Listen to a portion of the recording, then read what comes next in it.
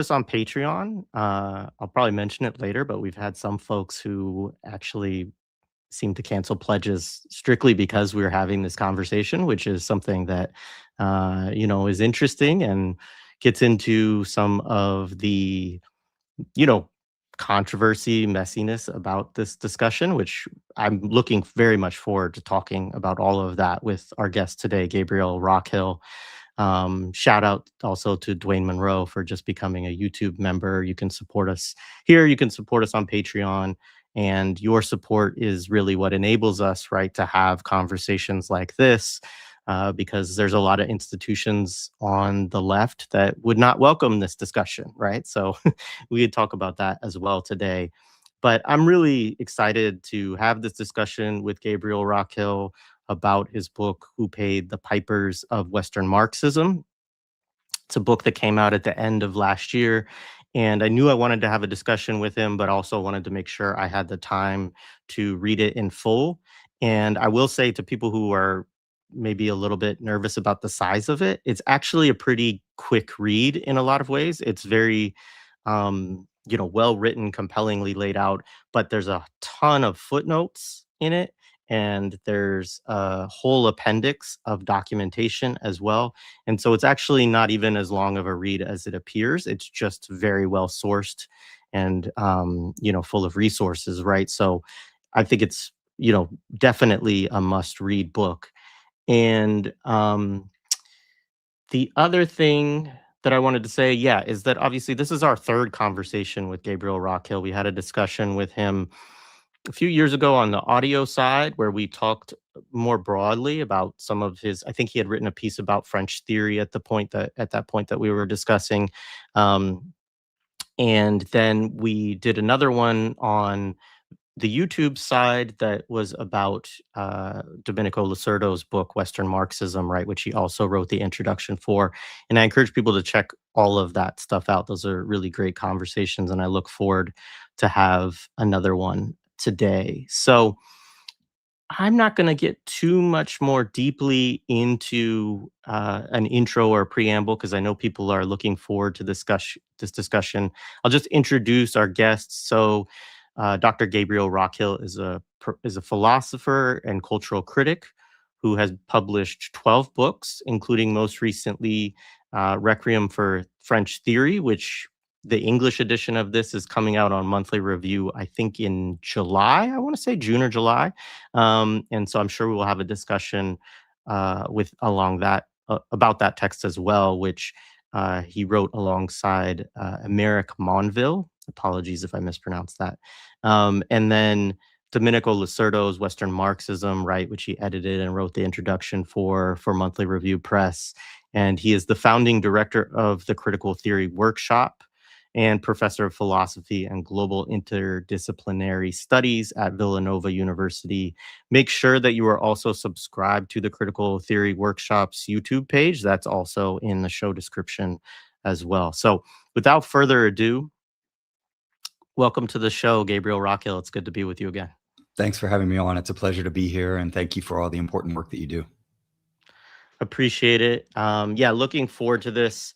So I want to say at the outset, I know, throughout the flow of this discussion, we will probably talk about some of the criticisms that have come your way recently. Folks have probably seen some of this stuff online, on Facebook, Twitter, whatever. But there is this, overall kind of attack, I would say, against your work that kind of charges you of trafficking in conspiracism or you're trafficking in conspiracy theories. And I just want to a lot of it also attacks you like as a person or your character or these kind of things. And I just wanted to say up front, just on this note, that the empirical foundations of this book are really exhaustive, right? And so I encourage anybody who might have been, seeing some of that or whatever, like actually sit and read the whole book. It's not that you can't have a different take on, where your political allegiance are, or, maybe some quibbling over a methodology or something like that. But look at the facts that are laid out in the book and look at the resources, the research, the appendices, right? And it's there, right? The research is really there in terms of what you're talking about. So I do want to just say that up front because this it is not a book that traffics in conspiracism in my view at all. I think that's a real mischaracterization. Um, you know, it's a book that looks at a complicated history and one that people can read in different ways if they want to, but I think there's a lot that you're laying out that people should absolutely be aware of and think about the implications of the history of, Marxist texts within the West and the institutions involved in that, the organizations, right, the actual structures, and as well as implications not only in sort of the development of these theories now across 100 years or so, right? But the kind of frameworks that are the sort of boundaries that are established, I think, in some of these spaces, Mhm. right, as well, through this history that don't require that everybody who writes Western theory or academic theory is a stooge of the CIA or something like that, right? But actually, that there's structures that have been set up that we need to be able to understand the history of those structures, right? And I think a really indispensable volume, I think, in that history that is not talked about enough. So I just want to say I appreciate that very much. Well, I appreciate your opening comments because I do think that unfortunately, a lot of the people, or fortunately in certain instances, are approaching the book due to a certain level of controversy that it's generated within the establishment left within the Anglosphere as well as on social media. And unfortunately, there's been less of a direct engagement with the scholarly nature of the book. The writing of the book itself took a decade, and it's based on research that took 3 decades. It's not a tweet. It's not a facile knee-jerk response. It's not rooted in conspiracy theory. It's not some kind of crazy defense of, some bogeyman version of Stalinism that one could invent. People should, I think, you know, take the scholarship seriously insofar as it is part of a broad material history that we need to understand if we want to come to terms with the legacies that we've inherited. And more importantly, if we want to reorient and empower a real left politics in the world today. I would just say, because there has been so much conversation around the recent Jacobin piece or other pushback and slander campaigns that have been run against me, I was fully expecting that the gatekeepers of various franchises would come at me and come at me hard, because the first version of this book was censored. It was just cut from publication after it was fully written. It's a book that I wrote in French that has never and will never see the light of day. This is explainable because the ideology undergirding this, the people who are the gatekeepers, is an ideology that's rooted in their means of subsistence. And so, given their jobs and how they are positioned in relationship to a particular franchise, they are going to be absolutely ferocious in trying to destroy the messenger, myself, in order that people not deal with the message. So people should be able to understand that materially and see through it, and thereby hopefully be invited to just engage with the message, regardless of what they might think about the messenger. And I just say as well that I uh, also have noticed a kind of really low level of engagement that's just a recycling of the anti-communist Cold War canards about me being a Stalinist or something like that. I didn't write a book on Stalin. It's not a central thematic. In fact, I say explicitly in the book that I'm not marshaling a defense of actually existing socialism. I'm writing the book for people who might think that there could be some value to socialism being something that would manifest itself in the real world instead of just in the realm of ideas. And there is an extensive engagement with the dominant liberal ideology concerning conspiracies and a rejection of that dominant ideology. So then to see recycled back to me this idea that I'm trafficking in a conspiracy theory along the lines of the dominant liberal ideology that I refute in the book just demonstrates that people haven't read it in any way. And so one of the most disturbing things is just the lack of intellectualism, like a really rank form of anti-intellectualism where people slander a book that they haven't even read. I mean, they don't even go to this level with the right wing. They often will take seriously ideologies of the right wing or right wing major philosophic figures. But in this case, it's clear that the anti-intellectualism is also, it just lowers the level of debate. And I haven't seen thus far anything that I think is really worthy of a scholarly response, because having put a decade into researching and writing this book, I want a really solid engagement. And if someone is critical, then I want them to meet me on the same kind of level, not just the mudslinging and character assassination and the class elitism, which is a big part of it. And so it's a little, that aspect of it is disappointing. I don't want to go on at length about this, but I do want to say as well, I do really appreciate the people who roll up their sleeves, dive in, and take the scholarship seriously. I'm not looking for acolytes or to convert everybody to some type of, preformed ideological position. I want people to think critically, and I want to empower them and give them the tools to do that. And I would even say that about gatekeepers or Jacobin readers or Verso readers. My approach to the left is not the kind of sectarian mudslinging approach that we've seen on the part of those who are opposed to what it is that I'm doing. Mine is instead that we are, if we believe that we're progressive in some way, shape, or form, we all have to work together, because the world is on fire and the stakes could not be higher. We have to stop the endless wars, the genocides, the social murder, the ecological apocalypse. And therefore, let's stop the childish games that people are playing and get serious about figuring out the world that we're in so that we can change it.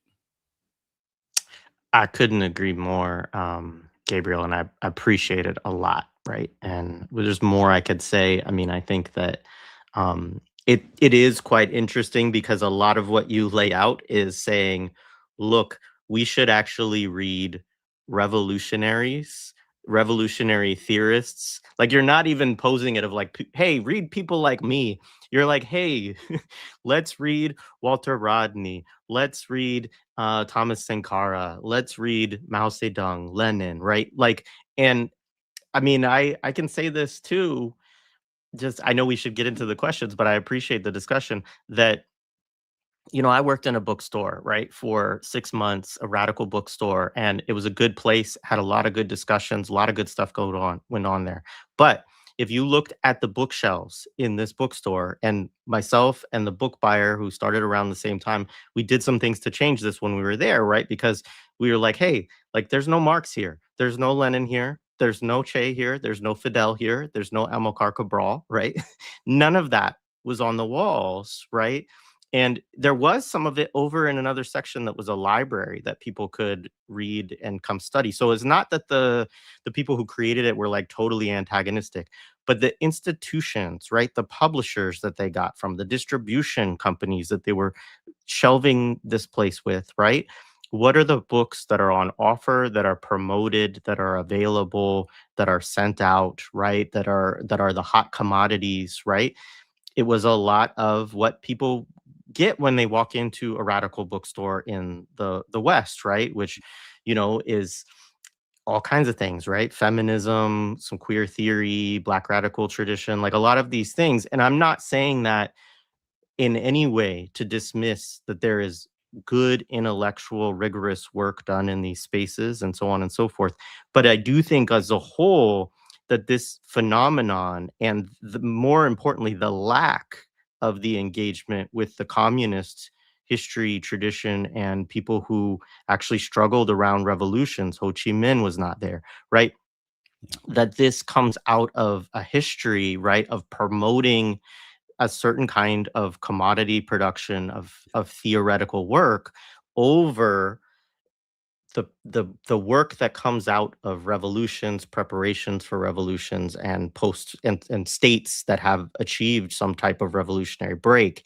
And we need to really reckon with that reality in the West. So 100%, because the One of the orientations of my book is simply to apply a rigorous Marxist form of analysis to the theoretical production that has become dominant in the imperial core. And so you have to ask yourself the question, well, why is that verboten? Why don't people want us to ask these types of questions? And one of them is because it brings up the ways in which it participates in a global intellectual war on the forms of theory that are connected to organic struggles that, if you like it or not, have contributed to the improvement of the lives of literally millions of people. And so the shadow cast by the golden calves of the theory industry is so long and so large that most educated people in the imperial core, and for that matter, many of them in the periphery due to intellectual imperialism, know a lot more about Foucault and Edward Said than they do know about Hassan Kanafani or about Ali Qadri or lots of other people whom we could reference. And so one of the goals of the book is to intervene and to say that we need to reconnect the red thread historically and geographically, and shelve our social chauvinism, which is a product of the imperial core. The most important theory, I'm sorry to say, is not the theory being published by the leading radical chic theoretical publishing houses in the imperial core. Think about it for a second, and it makes perfect sense. And it doesn't mean that they haven't published good books or that there's not valid theory, as you just said. But what it does mean is that a lot of the authors who have made the most important theoretical contributions, both historically and geographically, in the sense that these are figures who are situated in Asia, Africa, Latin America, etc., are people who have been invisibilized by the imperial theory industry. And we need that knowledge. We need to tap into this collective tradition. There is so much to learn that many of the problems that radical liberal theorists in the core wring their hands about have actually been solved. They've been solved years ago. And much of these, or certain aspects of the theoretical traditions that are dominant, are really turning back the clock. They're bringing us back to a whole series of issues that have been overcome and resolved, or at least been correctly diagnosed. And so I appreciate the fact that you not only read the book, but you also read the footnotes, and you recognize that one of the things that I want my work to do, in its small contribution, is to be a portal to the broad and rich and deep anti-imperialist Marxist tradition that we all need to be reading and learning from. Yeah, appreciate it. All right, so you start the book with this, very personal story. I know you shared different elements of this over the years, and I think we talked about it in one of our conversations that you studied under Jacques Derrida in Paris, and you had this, one of the things that you talk about in the book that I don't think I had heard you talk about before was really feeling useless post 9/11, post September 11th, and then spending a couple of decades, in your work uncovering capitalist state and foundation networks that kind of shaped a lot of the Western theory, Western Marxism. Could you walk us through that journey and tell us what you most want readers to take away from this book in those respects? Well, the reason I decided to share the autobiographical interlude that reads a little bit different than the rest of the book is because, as a materialist, I think it's always important to situate subjects within the objective social totality. That's what I do with all of the subjects that I analyze, while taking their subjective contributions very seriously and having read through their work, if it be Marcuse, Horkheimer, Adorno, or other figures. And since I was subjecting them to that form of critique, it made perfect sense for me as well to situate myself within that broader system. And the other reason that I did this is because my book is not just a critique written from the point of view of a red diaper baby or someone who hasn't seriously engaged in any of this theory and just recognized that it was corrupt and had problems. I was trained in this theory, and in many ways, my critique began not as an external critique, but as an internal critique, meaning a self-critique.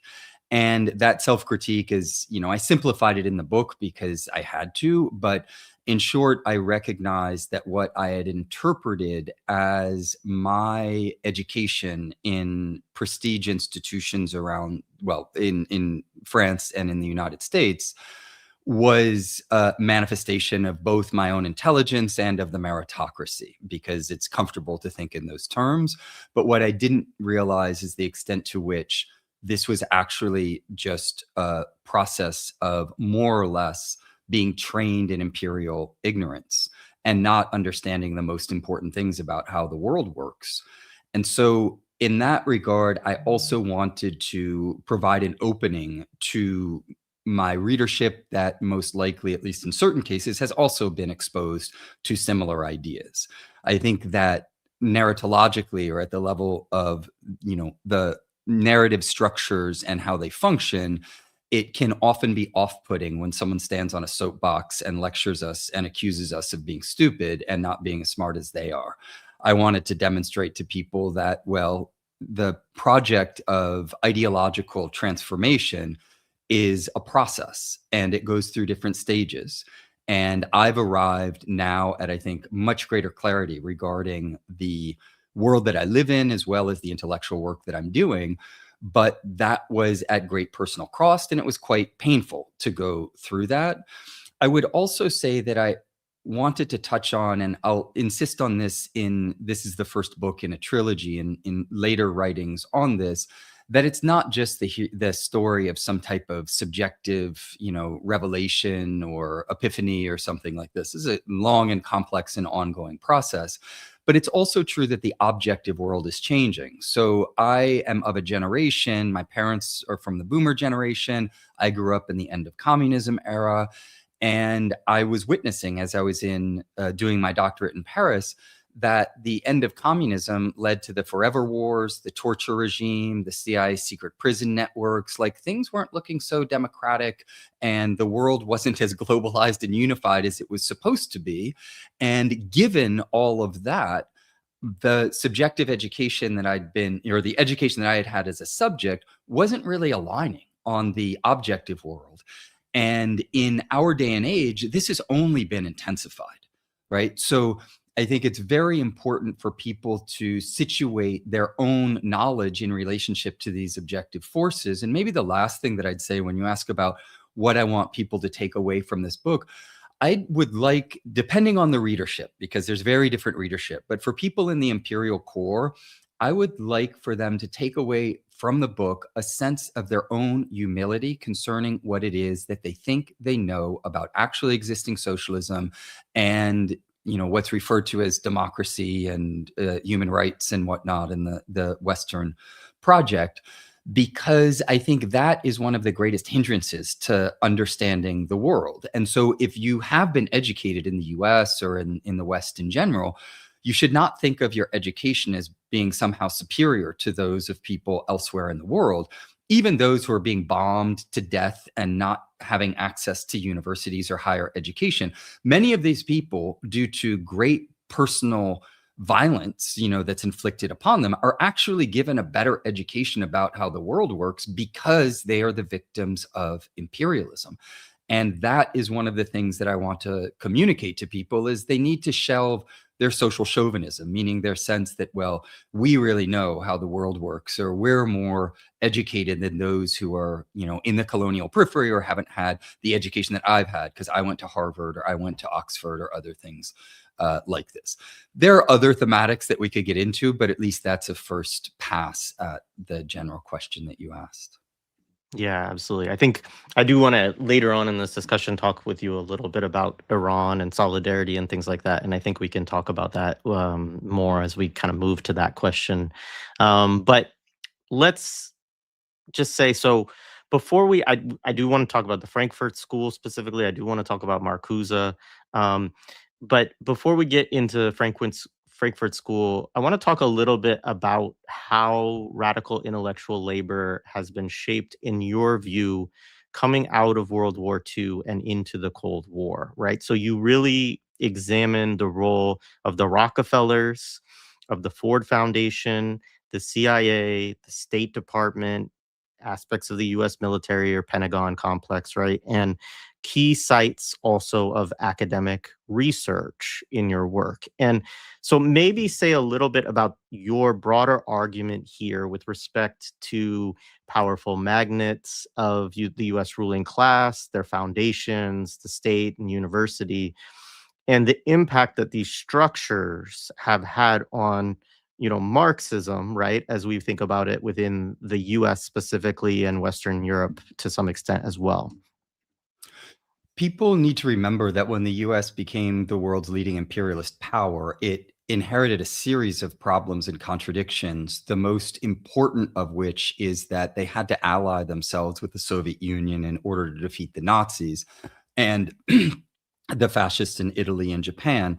And of course, they who they ended up defeating, the Nazis, the Italian fascists, and the Japanese. These were just the rival imperialist powers, right? They were trying to get in on the colonial game. And in the wake of World War II, then the United States was facing a situation in which the communists had an incredible amount of public legitimacy because they, liberated Auschwitz. They freed major swaths of the world from the scourge of Nazism and the forms of authoritarianism that predated in many countries. If you look at Eastern Europe, for instance, Nazism, and they were the driving force behind that defeat, hands down. Any serious scholar and historian would need to recognize that. And at the same time, what the United States wanted to do was to rejuvenate and extend its imperial endeavors, while at one and the same time, the communist project of human liberation continued across the global South as a project of decolonization. And there were more and more countries being leveraged out of the imperialist death grip. And many of them became self-declared socialist states. We can go down the list from, if it be Korea, China, Vietnam, you have Cuba, you have a number of countries. And so how could the United States, which needed to present itself as a democracy because it couldn't simply say, oh, well, we're just like the fascists, the people that we were fighting for the access to the colonies and control of the global value flow, we're just the same as them, because fascism had been discredited, because we see where fascism leads. It leads to gas chambers. And they couldn't easily come out and say, well, we're pro-colonial. We're in favor of just subjecting the peoples of this world to slavery and stealing their resources. So they needed to construct an image of themselves as being pro-democratic and at a certain level in favor of forms of decolonization, while needing to beat back the advances of socialism and transform or attempt to transform communism into the new enemy. All of this meant that they had an enormous problem on their hands, and they needed to wage a global intellectual war on the principal driving force behind the anti-fascist, anti-colonial liberation struggle, and that was communism. How did they go about doing this? Well, it was a project of full spectrum dominance in which all of the major forces of the capitalist ruling class and the bourgeois state allied themselves in a kind of common front. And so the project what I analyze materially in the book looks at what I call at one point in time the military industrial academic complex. Military indexing the state, industrial, the capitalist ruling class, and academic, the kind of larger intellectual world.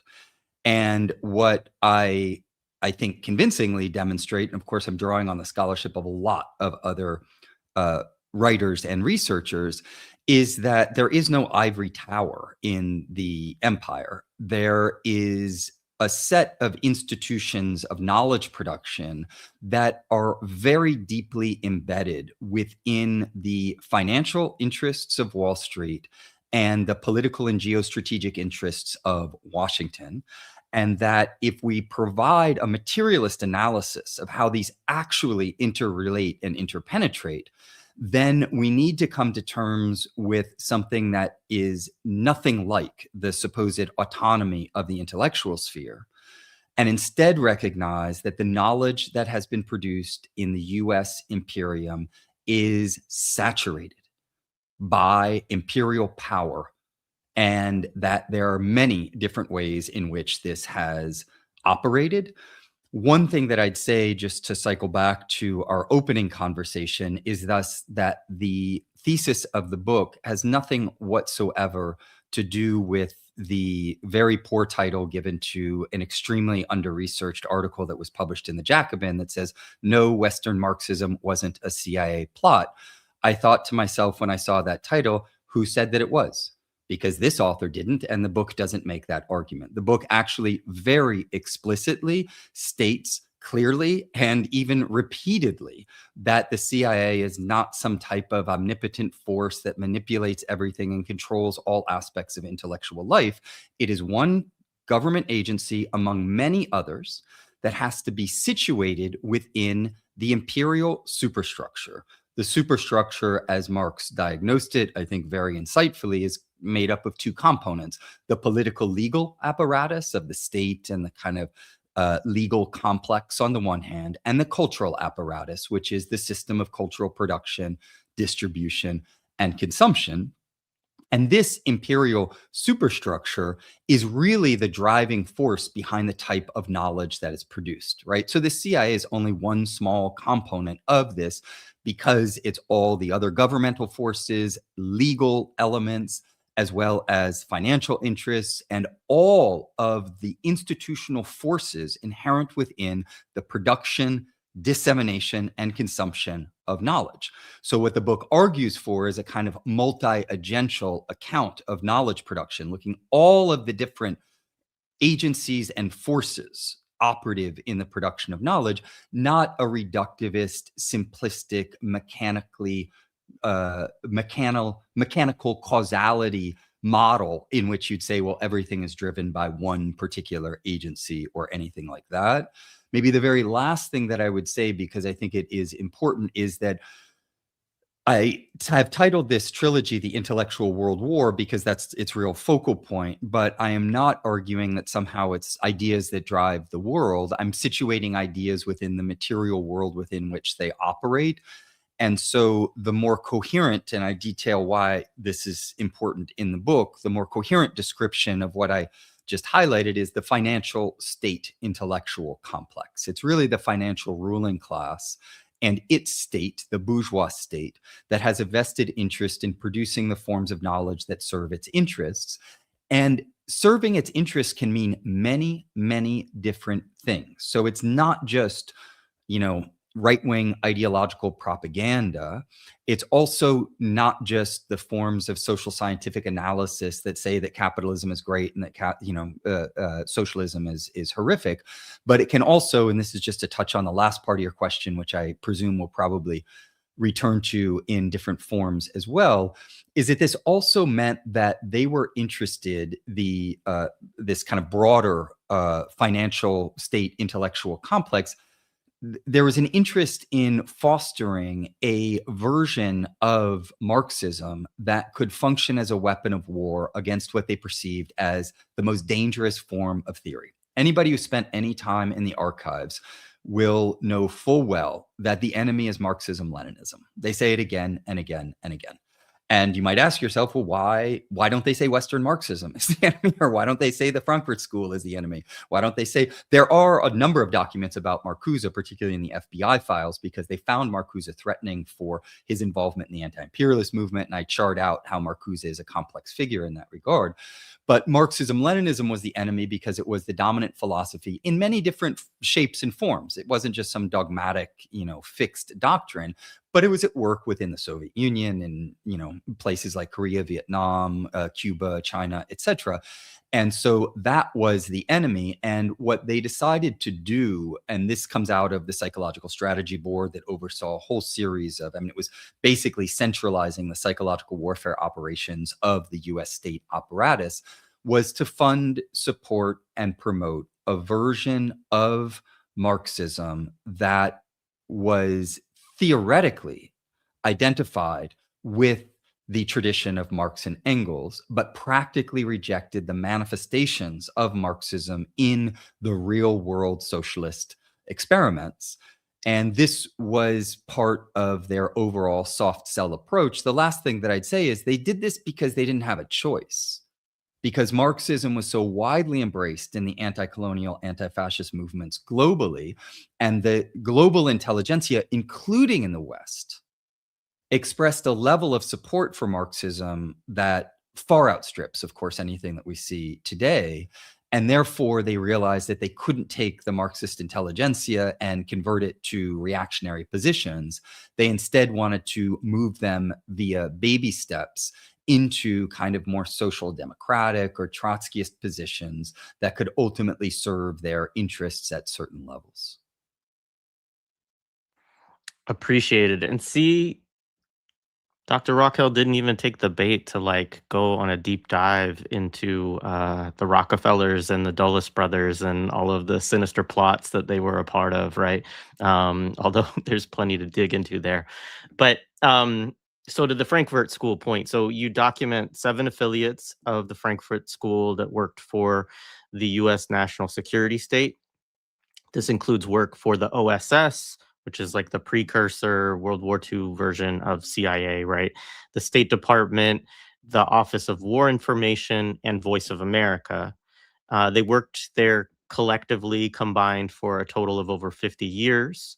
You call this, you kind of call this the Washington School of Critical Theory, or that's a term that you use in the book to kind of describe some of this phenomenon. So, can you walk us through the most striking example of this integration, and why do you think the standard theories of the Frankfurt School have largely erased or just minimized this chapter of their lives?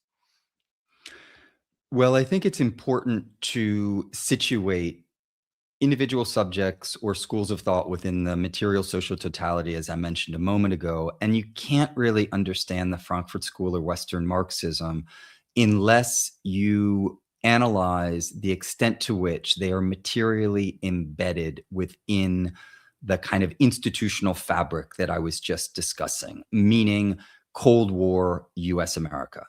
And for that matter, even during the war, prior to the war, when the Frankfurt School originally came to the United States, we know that the Frankfurt School, when they first came, they were publishing in German and they were rather isolated. They had connections at Columbia University in New York, but they weren't part of the broader intellectual debate. But after having served for over a combined 50 years within the US national security state, they were kind of catapulted into positions in major universities, Columbia, Berkeley, the New School, Stanford, Harvard, etc. And they also forged the types of connections necessary in order to promote their work, because within the US national security state, you had some of the leading professors, many of in the United States. In fact, according to one of the leading researchers who's written important work on the history of the OSS, the US national security state during the wartime effort brought together the architects of post-war US American social science. And if you know just the sheer numbers and the list of figures, it's quite astounding. And so they shored up a whole series of connections, including to the managers of many of the major foundations, Ford, Rockefeller, Carnegie, etc. You asked me about the most interesting case, and just to give people a sense of the nuance of the analysis and the fact that it is not a reductivist account that just says that all of these figures were just pawns of the CIA or something absurd like this. I think Franz Neumann, for me, was the most interesting case, because Franz Neumann did work. He was a close personal friend of Herbert Marcuse. He worked in the US national security state. But one of the stories that I tell, and I'm quite honest about the fact that I share what I think is the most coherent account and all of the empirical information that we have, but there are still unanswered questions in his case. It certainly appears that he shared information with contacts who themselves were connected to Soviet intelligence, and potentially some of the most important information that came out during World War II, which was that the Office of Strategic Services, the predecessor to the CIA, was going behind the backs of their ally, the Soviet Union, in order to try to conclude a peace agreement with the Nazi high command just below Hitler, so that the Nazis could have peace with the United States, and then wage, or use that in order to concentrate the full force of their military might on the Soviets. And we don't know exactly what transpired between Neumann and these contacts. We do know that he was one of the more resolutely kind of Marxist and leftist members of the Frankfurt School. And I also point to the fact that some of the information that we have about Neumann's involvement comes from a figure who consulted the KGB archives that were made available to him, but this figure himself had suspicious ties to US intelligence. So it is potentially a case of what is called in internal parlance bad jacketing. So trying to make him look like he was a CIA operative in order to a KGB operative in order to tarnish his reputation. So it's a very complex case, but I think it's one of the most fascinating. It's one that I continue to research. So if there's anyone out there who knows anything about it, I'd be quite keen on connecting with them or learning more about it. Maybe the last thing that I would say is that the goal of my analysis is not moral condemnation. It's a dialectical, political, and moral assessment that consists in situating subjects within these larger power structures, but then identifying how they exercise their agency, meaning what they decided to do in those particular contexts. Clearly, Neumann was at least swimming across current, if not upstream in various ways. And this is also the case to differing degrees with various figures, depending on what particular case we're looking at. In the case of a lot of the secondary scholarship on the Frankfurt School, there is some good work on the wartime exile, and I draw on a lot of it and cite it in my own work. But there is an attempt in many instances to exonerate the Frankfurt School by saying that, well, they were just involved in the anti-fascist fight. And in fact, some researchers even say that this was the moment of the greatest political commitment on the side of the Frankfurt School. One of the things that I highlight is that we have to be able to demarcate between different levels of political commitment. And again, this is a dialectical analysis. It's refined, and it consists in saying that if you're working within a bourgeois democratic state in order to fight something like fascism within the confines of that bourgeois democratic state, this can be valorized. And I say it very clearly in the book, and I support those efforts. I think in our day and age, we should be fighting for the defense of democracy and the preservation of even a stripped out and hollowed out bourgeois democracy against more fascist forces. But at the same time, if you think you're going to defeat fascism by shoring up a bourgeois democratic state as a weapon of war against it, while at the same time attacking communism, which Marcuse and others were very directly involved in some depth, then you're subjectively aligning yourself on an anti-fascist struggle.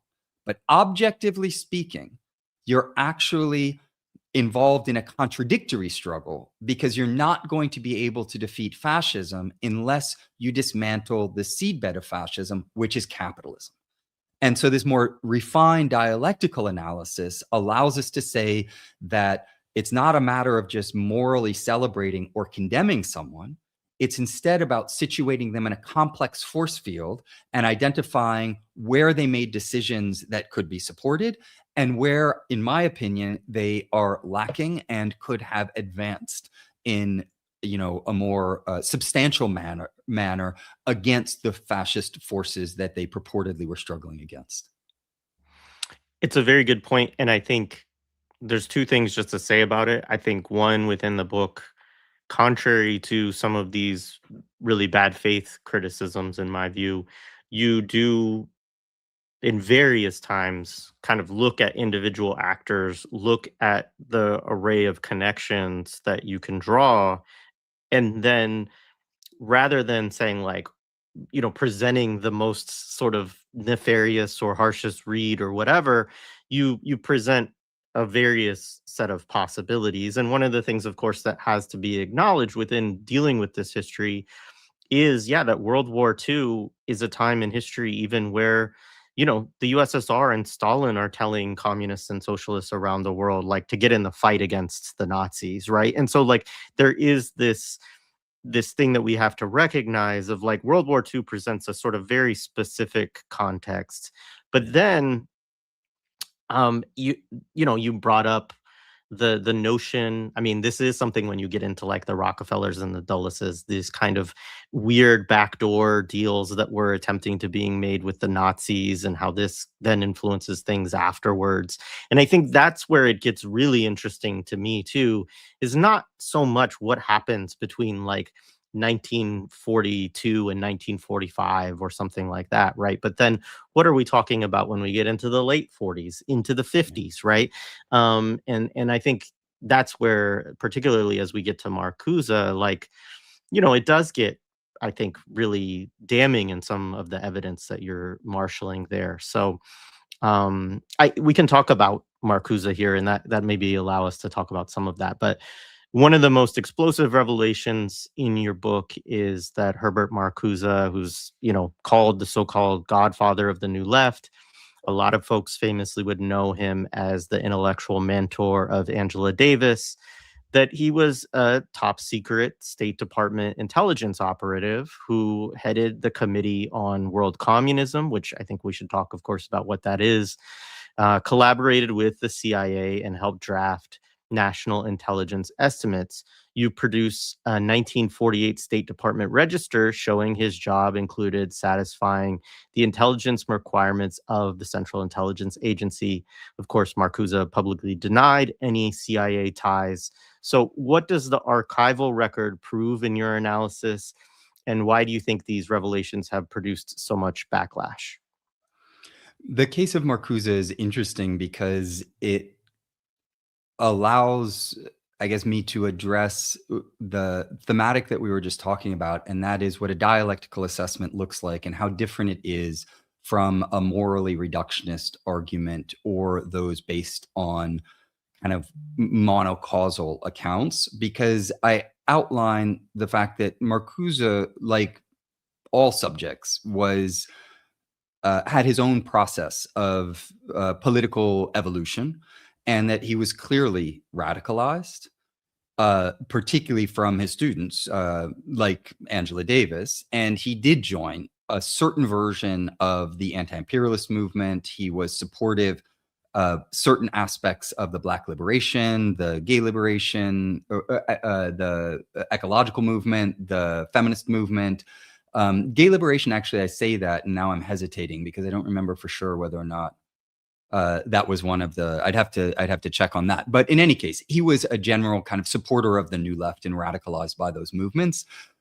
And so I also highlight the fact that there was a whole debate that has already occurred in the past about his relationship to the U.S. national security state, and I actually outline, based on the factual evidence, that I don't think that the most extreme critiques of him actually land.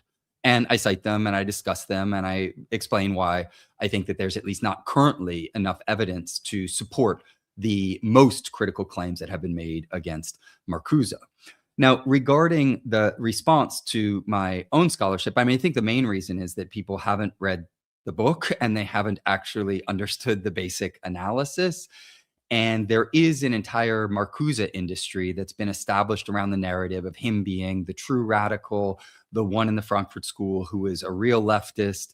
And this is partially true. And if anyone's familiar with some of my earlier writings, I point to Marcuse as being one who was engaged in struggles at his university that in which he took public positions, and he was engaged in certain forms of practical struggle as well. The reason, I think, for this circling of the wagons also has to do with a particular approach to intellectual production in which there are the golden calves of the theory industry and an attempt to separate them from the social relations of intellectual production. It's what I call in the book intellectual commodity fetishism, making of them these kind of genius figures who are magically disconnected from the social relations of production as well as from global class struggle. And what my work does, and I think why it strikes a nerve, at least with those who have more of a bourgeois understanding of knowledge production, is that it desacralizes theory. It brings it back to earth. And it demonstrates that these figures were involved in various struggles, and they might very well have taken positions that some people should find problematic at the very least. In the case of Marcuse, he spent years working for the US national security state and was one of the, if not the leading specialist on communism in the State Department. He occupied, and I explain what this means in the book, the kind of left wing of the State Department, meaning that he advocated for positions that basically consisted in trying to undermine the Soviet Union by, in part, developing and promoting social democratic forms of governance and social regulation in the West, because he recognized, and it is a Marxist insight, that if you want to get people on board with an ideological project like the democratic, so-called democratic West, then you have to provide them a material basis to do that, such as a social safety net. Of course, not realizing that under capitalism, the social safety net is, just a way of managing a population, and it will be decimated and removed when there is not an alternative system such as the Soviet one that provides a real social safety net and that people can point to as a comparison. In the case of Marcuse, though, it's not just the narrative is not simply that, well, then he got hired at Harvard and Columbia, and that was that, and then he went on and became a real radical. He was still under State Department contract. The places he was hired at Harvard and Columbia were US national security state cutouts, meaning that they were the two first area studies programs that were founded by elements from the US national security state who worked with the university administration and the US capitalist ruling class, in particular the big three that we've been talking about, Ford, Rockefeller, and Carnegie, to differing degrees in each specific case. And that the work that he did was in great continuity with the scholarship that he was doing for the US national security state. And it's not as if after he did eventually stop working for the State Department, since he was still under contract, as if he just severed all of his connections. One of the most important, because we can't go into all of the details in this brief conversation, is Philip Mosley. And Philip Mosley was a high-level, long-time CIA consultant who was involved in innumerable soft power projects. He was a real operator within the Cold War projects of anti-communism. He was the director of the Russian Institute at Columbia, where he'd regularly invite Marcuse back for conferences. They were personal friends. They'd regularly dine together. Their families hung out together. And Mosley was the organizational man behind the Rockefeller Foundation's Marxism-Leninism project. Marcuse was the intellectual point person, and this was a project that consisted in funding and supporting an international network of institutions in Western Europe and in the United States that would promote scholarship on Marxism-Leninism that was critical of the ways in which it had been articulated theoretically and practically, while also promoting what now is called Western Marxism, or versions of Marxism that accommodate capitalism and imperialism to varying degrees. And so Marcuse's entire history was bound up with these types of soft power projects. And even after his radicalization, I'll leave it at this, one of the very last pieces that he published is a summation of his own work, where he's looking back at his career and drawing on the work of the most important dissident from East Germany at that point in time. And he outlines the basic positions that he's taken. I go through them in the book, and they're a more or less systematic inversion of some of the fundamental principles of Marxism. So I don't think that we can understand Marcuse as the person who was really holding on to the Marxist lineage or a true radical and revolutionary, if we understand by that someone who understood full well the true nature of global class struggle and who was dedicated to supporting at a material and theoretical level the fight to develop socialism in the real world. He was much more of the type, he was a kind of a narco, he had very strong anarchist leanings, and prior to that, he was very kind of social democratic in his orientation. I'll leave it at that because there's so many details in the book that we could talk about just this point for probably hours. The Marcuse chapter is definitely one of the longer ones. Yeah, no, very, very interesting chapter. Very good. So I want to talk about one of the defense mechanisms that I think comes up against your work. which is that particularly in the West, right, thinking about Marxists within the academy, as well as just kind of radical academics more broadly. You could say radical liberal, whatever, right? More broadly, they need financial support, right, to do their research, and this financial support sort of inevitably comes from the ruling class of this empire, right? Obviously, some of the more prominent sources that we could talk about, are the Ford Foundation, are the Rockefeller Foundation, are Soros, right? Because it's like, and this is I'm trying to present their version of this argument to some extent. Who else is going to fund it? And I think that people believe, I can take the money and I can do good work and I can try to preserve my own intellectual integrity and not be a stooge of these people, right? Their wealth, is twice stolen, as I've heard you say before, and Ruthie Wilson Gilmore uses that phrase as well, right? And broadly, this is a kind of broader consideration that intellectuals that you know obviously some of the intellectuals that you look at, right, they're dealing with these complex realities. There is a kind of different I do think there are degrees of this, right? I don't think working for the CIA or working for a project that is developed to try to undermine communism like explicitly is the same thing necessarily as taking a grant from some foundation to do your research. But I'm curious kind of how you think about that whole reality that I lay out, and what would be what would you want to say about it? What would you differentiate about that from the kind of analysis you're doing within the book? And how do people navigate that complex reality as well? I'm really glad that you highlight this because it is something that I address straight on in the book, because I point out the fact that people need to survive. And if the system within which you need to survive is compromised, then you will inevitably at some level be, implicated within those larger institutional struggles. And I don't think that we should abide by a kind of purism that consists in saying, well, there's some type of ideological outside where people could exist if they would only operate in this way. And I would even say in the book, and would insist on this point, that intellectual labor is quite specific because it actually requires quite a high level of support, material support, in order to be effective.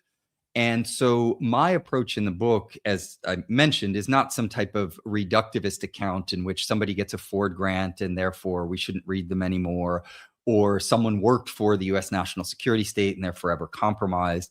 Instead, it's a dialectical assessment of, on the one hand, all of the material forces of the superstructure, right, which is the overall governing apparatus within which ideas are produced and circulated on the one hand. And there are different competing agencies and forces within this. It's not some type of monolith. While at the same time looking at agents within those particular systems, and agents mobilize their capacities in various degrees. So you can have extreme right-wing figures who are just going to give to the system what it wants. And I touch on Fukuyama or Huntington and people like this. They're just operatives, right? And they are really working hand in glove with the system. But there are other subjects who mobilize their agency in very, very different ways.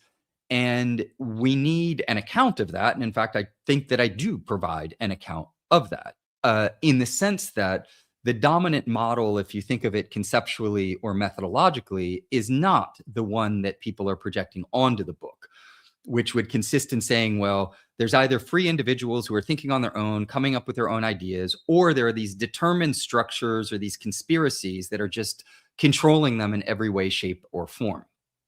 And in that kind of binary, non-dialectical approach, it's either you have the freedom of the individual subject or you have the determination of some type of external force. I say again and again in the book, this is a bad model. It doesn't work. It's too reductivist. It's non-dialectical. It's not materialist. It's not sophisticated. It is It doesn't provide us with the framework necessary to understand the complexities of actual material social relations. And so a dialectical account of agency looks at how different subjects navigate this system and how they deal with it. Is it possible for someone to get a Ford grant or to work at a certain university or within an institution and nonetheless either push back against that in various ways? Yes, absolutely. Are there confines within which you need to work in order to do that? And do we have to be clear-eyed about that? Yes. So both things can be true at the same time. If you can also be in a situation where you're a researcher and you get one Ford grant and you do a certain type of work and you will never get a Ford grant again, right? So all of these need to be understood, not just in terms of the dialectical complexity of what I'd refer to as kind of agency versus conditions, but it's also that these change over time and it's all part of a process. That's what we need to map out and come to terms with in order to reject a liberal reductivist account based on mechanical causality in favor of the really rich dialectical analysis of this complex fabric of forces and the various contradictions that are operative within them. And so, yeah, I guess that would be my overall account. I fear that because there were a number of questions packed into yours, I might have left one of them out. So cycle back if I did. Do you need? I know you mentioned you might need to take a quick break. Do you want to do that now? And Is that I can cool? just I plug just gotta. something. Yeah, Yeah, yeah, just 1 minute, yeah, and I'll be right back. yeah. Go ahead. Yeah. So while Gabriel's taking a quick break, make sure that you like the stream, subscribe to the channel if you have not already, support us on Patreon. The chat is lively, it's funny. One thing I would say, especially to this account, is please stop harassing people in the chat. Just let it go. All right. And yeah, I will try to get in some of your questions today for Gabriel Rockhill if we have time. And appreciate all of the engagement and everything else. And I will just say too, while we're waiting for him to come back, like I had people reach out about this of saying, why are you platforming this person? I had, I think there was a significant, not too crazy, but a number of people declined to renew subscriptions literally right after it was announced and so on, or canceled their subscriptions to our Patreon. So it's just interesting. I mean, I think people are having I think there's a lot going on within how people respond to this work. And I would just encourage people to actually read it and, you know, really determine for yourself, right? Like, you don't have to agree with everything, but the facts of it and the evidence that's laid out, I think, are just really important and really to lay out. And as we've talked about in this conversation so far, there's quite a bit of nuance or area of interpretation that Gabriel acknowledges within his analysis in the book. So again, encourage people to pick it up and read it. It is out now on Monthly Review Press. So Gabriel, welcome back. I don't know if there was anything that you didn't get to, but I think we'll work through it in these other questions either way. So one of the things that you focus on is what you call the imperial theory industry, which I think is what you've kind of redubbed what you previously called the global theory industry. And I think Yeah, I well, remember you talking, maybe we say just quickly about why you changed the name of the term, because I think that was a good move, but yeah. yeah, much better name because it's much more precise and it gets to the material basis of intellectual production. If you really love radical liberal theory or Western Marxism or French theory or not, you, I think, need to recognize that it's theory produced in a particular material context, and that context would best be described as the imperial superstructure. So the governing institutions of knowledge production within the imperial core. And part of what my scholarship does is it demonstrates that those ideas don't exist in a vacuum. They didn't come from nowhere. They came from the institutions of knowledge production within the empire. And so, yes, a while ago I did refer to it as the global theory industry, but it really doesn't hit home. It's the imperial theory industry. No, appreciate it. Um, so this is, I think, one of your most significant, concerns that you're raising here is this industrial apparatus of this imperial theory industry, and it's challenging, right? Like I know even on our platform, we like to read books. We like to talk to authors. Sometimes we know, and I don't mind admitting this, even in kind of the spirit of transparency and self criticism, also, that we have interviewed folks that are, knowingly or unknowingly, like engaging in a bit of obfuscation about some of this stuff. And we want to engage intellectual work from the left, written in English. And fortunately, very fortunately, there are more people, I think, nowadays, especially in the last 5 years or so. Iskra Books, Monthly Review, obviously has been around a long time, but I think has really leaned into a lot of this, that are really doing good anti-imperialist work in English that is willing also to talk about some of these constraints. But I guess what I want to say is, sometimes there is good empirical work done by liberal or Western Marxists and so on.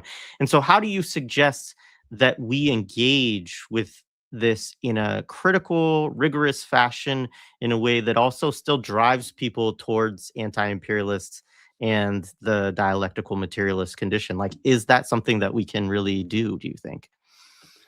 I think it's important to recognize that those who are working as academics or kind of intellectuals, but well paid in the sense that they are part of the broader apparatus in the imperial core do have the greatest material conditions of intellectual production of anyone in the world.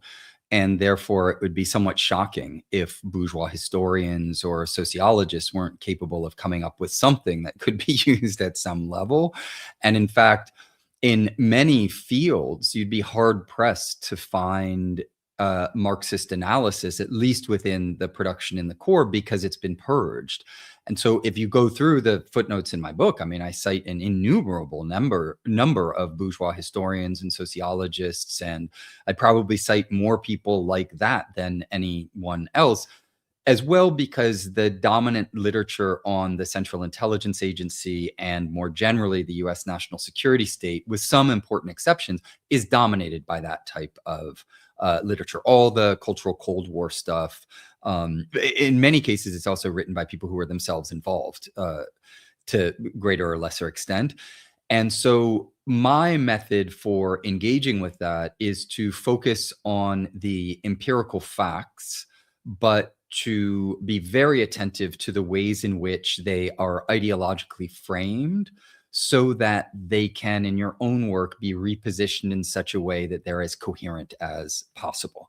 Obviously, my book, the title of it echoes Frances Donner Saunders' book, at least one of the titles, because it was given a different title in English. And I draw on her work because it was a really watershed moment in the history of scholarship. But she doesn't provide us with a dialectical and historical materialist analysis. She doesn't center imperialism. There are major methodological and political limitations to her scholarship, but those limitations are not found at the level of empirical analysis and archival research. It's really priceless work and extremely important. And so, not unlike some of the intellectuals I respect most, if it be Marx, Engels, Lenin, or other figures like this, I read a lot of bourgeois theory and I draw on it in ways that I try to learn what I can from it while separating out the ideological perversions that are inherent in it. The other thing that I would say is that, as you mentioned, kind of engaging with people who might not immediately share all of your politics or who traffic in certain questionable forms of theoretical production. I actually think it's quite important, particularly in the positions that we occupy. At least for me, I teach in the United States, but then I also run a summer school in France, to bring people in and meet them where they are at. There is enough sectarianism for the history of humanity already present within the leftist movements. I do not, I have strong politics. I have a dedication to the global working class movement and the liberation of the most oppressed members. I know full well that there are a lot of people who don't align on the same political positions that I take. That's fine. I want to engage in a democratic civil debate and bring people in. And it's by working with people and working through problems that we can foster greater ideological coherence. And I don't go into those debates thinking I'm all knowing. I go into those debates thinking, well, if there are things for me to learn from whomever it might be, then I am the most curious person in the world. And I consider it actually of the utmost importance for anyone who considers themselves a serious intellectual. One of the basic values you should have is curiosity.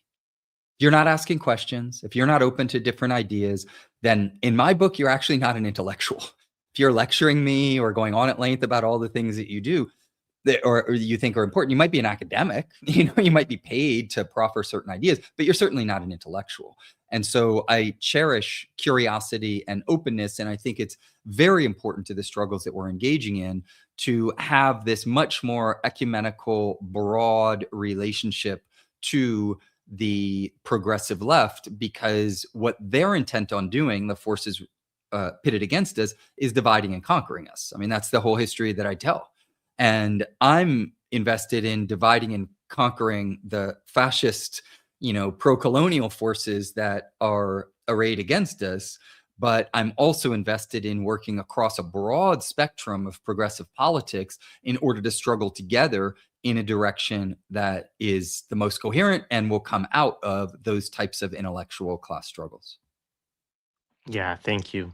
I'm going to jump around a little bit on our questions, but one in particular is, you uncovered the internal psychological strategy board documents from 1952 that explicitly recommended attacks against communist ideology developed in Marxist terms. That's actually a quote from their document. And quote, defense of Western society in Marxist terms, end quote. And so, in other words, the US government was actively funding and promoting a version of Marxism, which we've kind of talked about in this conversation, that would be anti-communist and compatible with capitalism. How does this, what impact does this have on our understanding of Western Marxism, not as an autonomous intellectual movement, but as a product of Cold War psychological warfare? I'd like to say that I think it's very important in the book that Monthly Review Press, which supported this project and to whom I have an enormous debt and I have of gratitude, but also I recognize the great contribution that they've made in, because all of these labors, are collective to not only allowing me to do the book and provide it with the visibility that MR has, but also include in the appendix at least a very small portion of some of the documents that I consulted, as well as use footnotes where most MR books that you read, they have endnotes, because I wanted to make sure that on the very same page where I was saying something that people might perceive as incendiary, I had the referential apparatus that they could consult and just check what I say. And so I just wanted to note that as a proviso, but I'm glad that you pointed to this document because I discovered it in the Eisenhower Library in Abilene, Kansas. And the first time I read it, I kind of blinked a few times because even, in spite of all of the other research that I'd done, I was kind of not surprised, but I was a little bewildered by the fact that they spelled it out so clearly. And the Psychological Strategy Board, as I mentioned a moment ago, this was to centralize and oversee all of the psychological warfare programs of the entire intelligence apparatus, right? So it wasn't just CIA or other agencies, it was everything that they were doing. And the Psychological Strategy Board, of course, also had a whole series of relations to Wall Street and to the propaganda apparatus and the larger kind of journalistic infrastructure, because I focus, mainly on the kind of academic flank of this work, but I also touch extensively on the journalistic role of intellectuals who are pushing particular lines.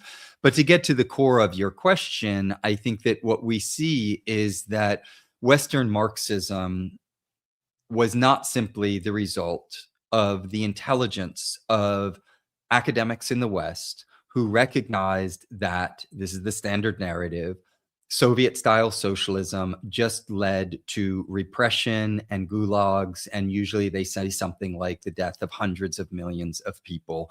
They don't provide footnotes, and if they do provide footnotes, it's to the propaganda published by agencies like the CIA. Solzhenitsyn would be an example, but there are many others. In fact, sorry, just to go anecdotal for a moment, but I could almost not stop laughing when I saw one of these under-resourced reviews that accused me of saying that Western Marxism or left intellectual production in the core was simply the result of the work of the CIA, and that I didn't recognize the fact that all of these intellectuals were just seeing through the veil of Soviet propaganda and reading books like The God That Failed. And I paused and I thought to myself, well, wait, the reviewer doesn't know that The God That Failed was a CIA product. It was a propaganda book that slanders actually existing socialism and attempts to prove that it is just, full of atrocities and not worthy of a second support, 2 seconds of even reflection. Which is kind of hilarious because they're, relying on CIA propaganda to say that I'm wrong without recognizing that they're relying on CIA propaganda. Anyway, I just touch on that in passing. But what I'd like to say is that Western Marxism isn't simply the product of the psychological strategy board, right? The whole approach in the book is this multi-agential account that looks at state forces, but it also looks at the role of the corporatocracy and the larger institutional forces of the university system, the publishing industry, the conference circuit. All of this goes into sculpting how ideas are produced, what ones circulate, and how they are consumed. And that what we need, and what I try to provide in the book, is an account of Western Marxism that isn't just based on the epiphanies of the smart intellectuals in the West who recognize that actually existing socialism is horrific. It's actually the consequence of a kind of the military academic intellectual complex that I was talking about earlier, in which intellectuals thought they were becoming aware of the truths of actually existing socialism, or at times they were fully aware that they were just promoting propaganda, depending on the particular case. And therefore, what we need to understand by Western Marxism is a product of the imperial superstructure. That's really what's driving this, which is not to say, and I insist on this regularly in the book, but it's worth repeating because of the smear campaigns, that we should burn books or not read Western Marxists or not take anything that they've said seriously. Those are all ludicrous ideas that have nothing to do with my scholarship. Maybe the last thing that I would say is that it's then also important to recognize that the main promoters of Western Marxism are what I prefer to call, and I explain why that's the case, Imperial Marxism, because then you can index both how and where it's produced, but then also whose interests it ultimately serves. Is that these figures are members of the intellectual labor aristocracy. They occupy positions that are at the very pinnacle of intellectual production globally. And so materially, they have a vested interest in maintaining the structures of imperialism. If they know it or not, it doesn't actually matter, because objectively speaking, these are the positions that they occupy. So in that regard, there is a kind of way in which their intellectual production is conditioned by the material system within which they operate. And it shouldn't be shocking that those who benefit materially from imperialism would want to maintain ideologies that are complicit with or accommodate imperialism. And I go into this in some detail in the book, but I think it's an important point because it allows us to understand the kind of complex ways in which people are often trained in being unconscious about the material conditioning of their own ideology. And what I want to do in the book is develop a more robust form of ideology critique, in which ideology is not simply what individuals think. It is the product of an objective material set of forces driven by the socioeconomic base, and that people can push back in various ways against those ideologies, but you have to recognize that the force that is behind them is the result of the superstructure and the kind of material base that's pushing things in a particular direction. So if you don't push back against them, or you're not conscious of them, you're going to be swimming downstream, because the system that you're operating within is such that it produces work and favors intellectual production that is ultimately in its interests in one way, shape, or form. No, absolutely. I agree. I think Ali Kadri also makes that point, really well within the accumulation of waste and some of his discussions around that. And I do find it's telling, I think, in certain ways that in some of these reviews, right, that you find that one of the things that they do seem to object to most strongly, actually, is that well, as you say, your book does not provide, a rigorous defense of, actually existing socialism, because it would be several volumes and all of this.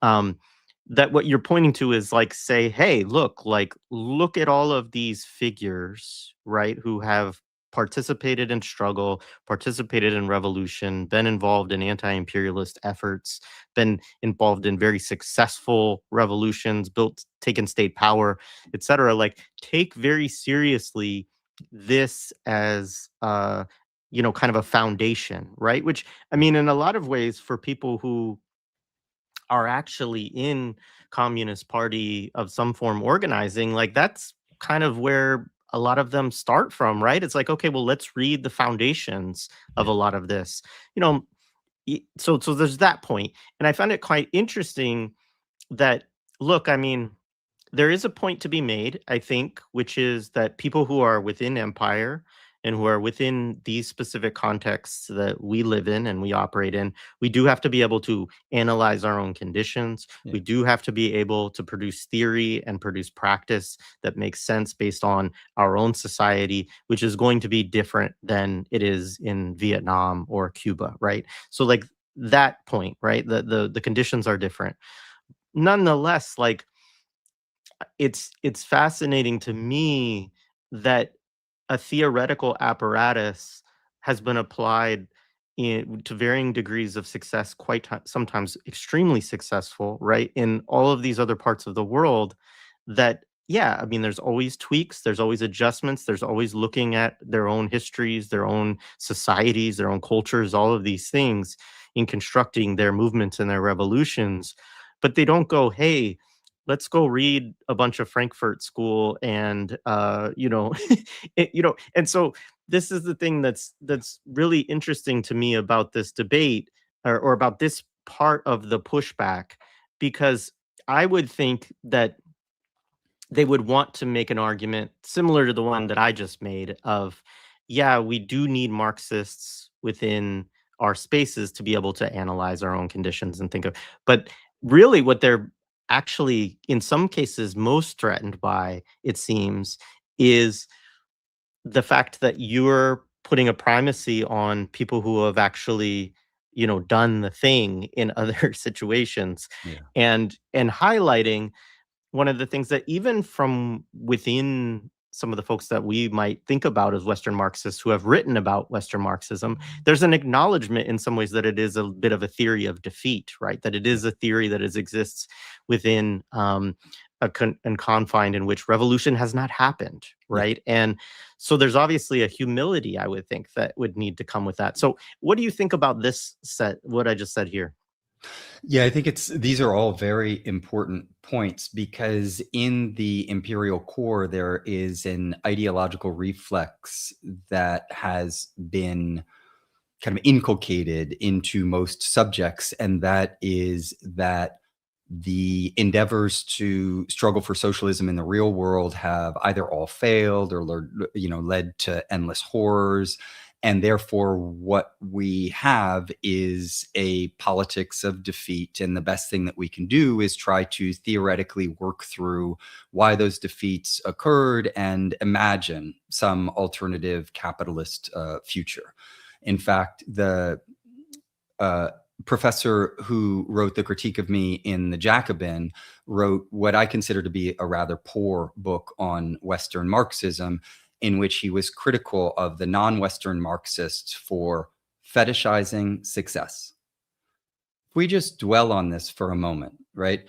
You have millions of people in the world without potable water, without access to food, without access to electricity, literacy rates non-existent, often working for slave wages or just working as slaves, subjected to ecocide.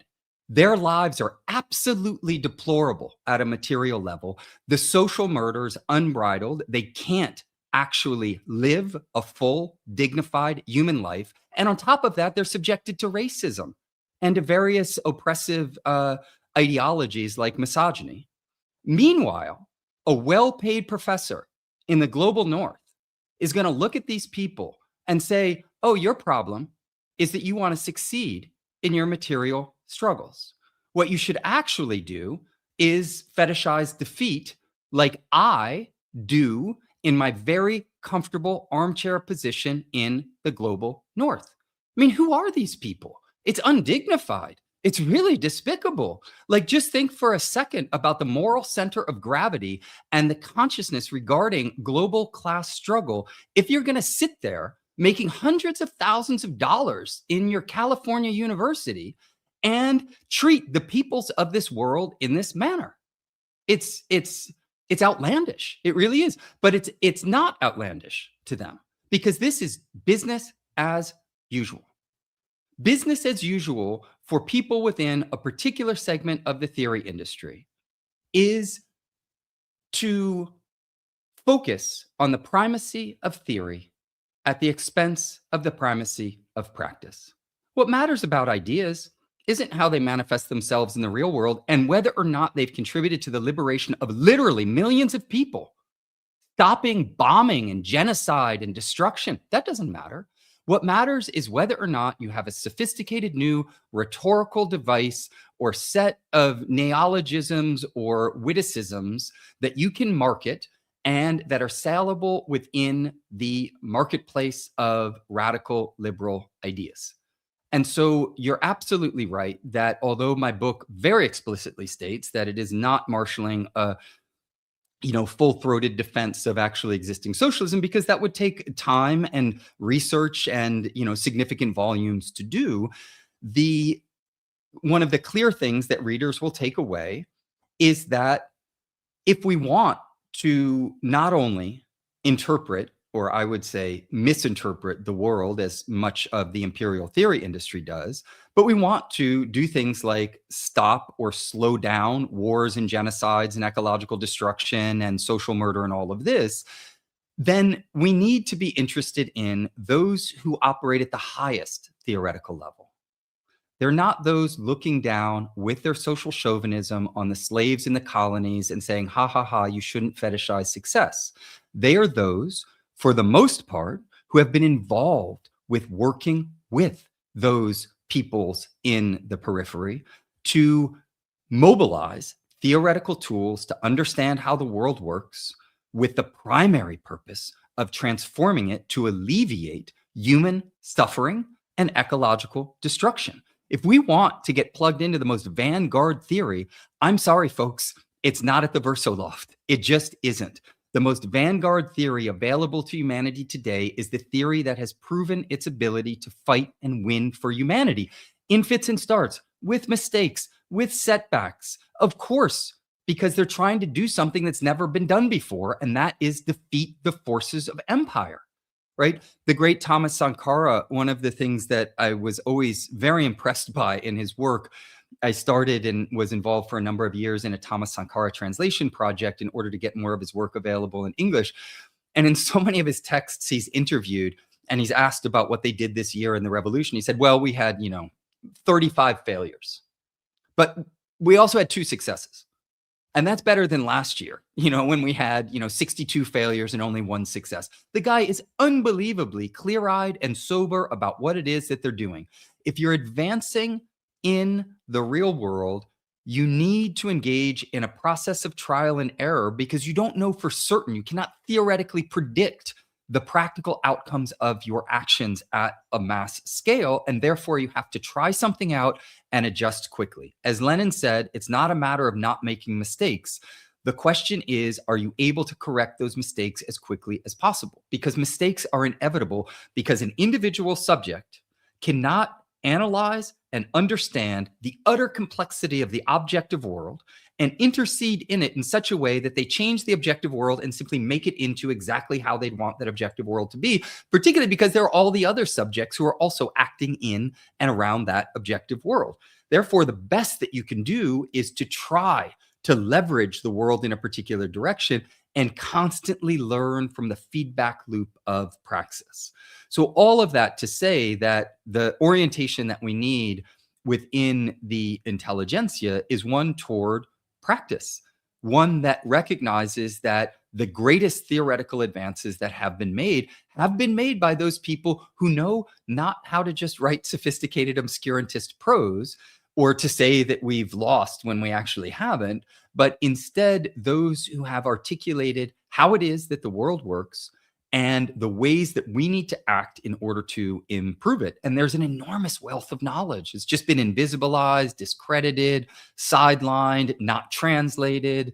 Like, there is so much to know, and we need that knowledge. We need to shelve our social chauvinism, our arrogance, our sense of entitlement, and we need to learn and work with the peoples of this world in order to turn this ship around. Appreciated. Yeah, absolutely. Thank you. So I have one more question for you, and then we'll see how we are on time. Maybe we could take one or two from the audience. But um, obviously, we're in the middle of a U.S. imperialist war against Iran. I mean, I haven't been following everything because we've been live, but the latest thing I looked at was that it seems like this, brief respite is coming to an end, and it's very likely that we return to full-on, war within, maybe even the next 24 hours, right? And so I think there's a couple of things that are important to say about this. One is, of course, as we know, the U.S. left, whatever that means, is not doing a good job, right, of showing solidarity with the Iranian people and the state that defends them from the US military and US imperialism. And I think that, two, that there has to be some acknowledgement, given that the last couple of years, that perhaps the most powerful offensive struggle against imperialism right now in this moment, um, whether you or I like it or not, right, is not necessarily communist or Marxist, right? But that a lot of these forces are Islamic forces, with a few exceptions, like the PFLP, right? And but like with communism, there has also been a very extensive state foundation, national security nexus project to demonize Islam for decades. um, and so all of those are just facts, right? How do we account for the US left's failures here, and how might we try to correct them in your view? I think Ali Qadri's work is excellent on this. Max Eil as well has done really important work. There are a number of others kind of working in this vein. I do think that you have to situate contemporary West Asia within its deeper history, and there's been an imperialist war on pan-Arab socialism for decades and decades, and an effort to balkanize the entire region and to destroy the communist movement. So much so that any of the resistance movements that have been successful at certain levels, there's also a way in which you see this in the case of Iran. If the imperial forces lose their grip, the very last thing they want to have happen is to have the progressive forces come to power.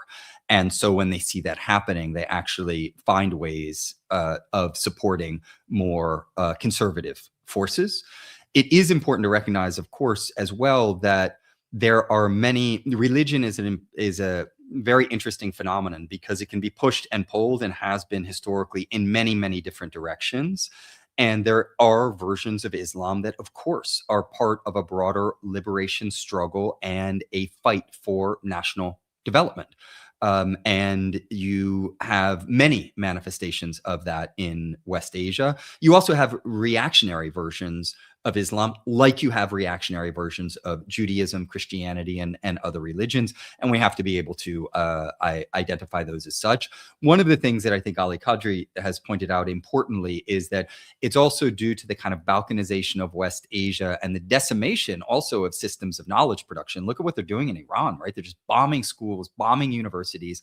They are literally trying to bomb them back into the Stone Age, as they say, to destroy the fabric of knowledge production. And given what has happened historically in West Asia, when you don't have the stronger kind of Marxist elements within the intelligentsia and within organized politics, what are the forces that are going to allow people to organize themselves in such a way that they can galvanize against imperialism? Well, in many instances, it is religious. The way I think it's most coherent to frame some of what's going on is I'm sure that you've seen that many in the Western left are critical of what they call campism. And they suggest that if you defend the right to armed self-defense on the part of those who are the victims of imperialism, or the right to state power, other things like this, that somehow you're getting in bed with the worst of the worst. You're involved in being in a camp with the, fundamentalists and all of this. These arguments. What's interesting and I think very important, and something that I'm considering writing an article on, is the way in which this critique of so-called campism doesn't engage in a dialectical materialist analysis of contradictions. And this is manifest in one of the regular phrases that's used to denigrate so-called campists. They say that, well, campists think that the enemy of my enemy is my friend. But that's not the position that anti-imperialists take, because it's not a moral issue and it's not a subjective question. And what they're trying to do is reduce geopolitics to something like a question of interpersonal relationships of friendship. I mean, the metaphor itself is highly revealing. From a dialectical and historical materialist point of view, what's important is to analyze different levels of conflict and struggle and identify the primary ones. The primary contradiction is between the imperialist and anti-imperialist forces in this world. Therefore, what Iran or other forces in West Asia are doing is they are pushing back against the expanse of Western and in particular US Israeli imperialism. Therefore, it makes absolute sense to support the struggle for the liberation from imperialism, instead of attempting to make secondary contradictions, because of course there are struggles within Iran, there are struggles within the liberation struggle in Palestine, or other examples that one could point to. But if you try to make those secondary contradictions into the primary contradiction, and you say, well, what we need to do is support the people of Iran in a way that they would struggle against their state, in this particular moment, making that secondary contradiction into the primary contradiction can very easily, and often does, play into the hands of the imperialists, because what they want is a weakened state or oppositional force that would be much easier to divide and conquer. It's also important from a materialist vantage point to distinguish between antagonistic and non-antagonistic contradictions. The contradiction between imperialism and anti-imperialism is antagonistic. There's no way, unfortunately, of democratically resolving this. Those who are the victims of empire are constantly trying to do this, extending olive branch after olive branch, being extremely restrained in the response, begging for some type of democratic resolution. But the imperialists will not have it. Therefore, they're forced. They don't fetishize armed struggle. They don't love being bombed and responding in turn. They would much rather take a different path, but they have no choice. Within that condition, the secondary contradictions, meaning the struggles within a country like Iran, often become much less, if not entirely, anti-antagonistic, meaning the forces become galvanized against the primary enemy. What this means is that what these critiques of the campist so-called position end up doing is they often try to make the secondary contradictions into primary contradictions and make them antagonistic contradictions. If you actually succeed in doing that, what you're doing is fostering dissension within the anti-imperialist camp and confusion that aids and abets, to varying degrees depending on the positions that we're taking, the struggle to try to destroy them. We have to, I think, be very clear-eyed about what this is then. And so for those who would say that, well, Iran has the right to self-defense, it shouldn't be bombed into the Stone Ages, or its civilization should not be eliminated, these genocidal forces should be held at bay. This does not mean that the person who proffers this position is saying, I support absolutely everything that Iran has or will ever do. I'm getting in bed with these people, I'm friends with these people, or anything along those lines. This is the reduction of a complex set of contradictions that need to be understood at a materialist and dialectical level to a moralizing subjectivism that is rooted in the idea that, well, what I support is the same thing as what I am. This kind of consumerist relationship to politics. I say Iran has a right to self-defense, therefore I am a supporter of everything Iranian or everything that the Iranian state represents. No, what I'm doing is I'm engaging in a materialist analysis, recognizing that we have to privilege the primary contradiction, recognize secondary and tertiary contradictions, also support struggles within various countries or movements to move things in a more progressive direction, but also be very clear-eyed about what it means at one point in time to support and make primary the principal contradiction, and how we need to shelve the kind of moralist subjectivism of those ultimately, whether they know they're doing it or not, they're serving at an intellectual level at a minimum the interests of empire by trying to divide and confuse those who are opposed to imperialism. Absolutely. I think as some folks in the chat were saying, is a great to watch you kind of lay that out explicitly in a dialectical materialist method. So appreciate it as well. So that's the questions I had. I know we're going to wind down soon.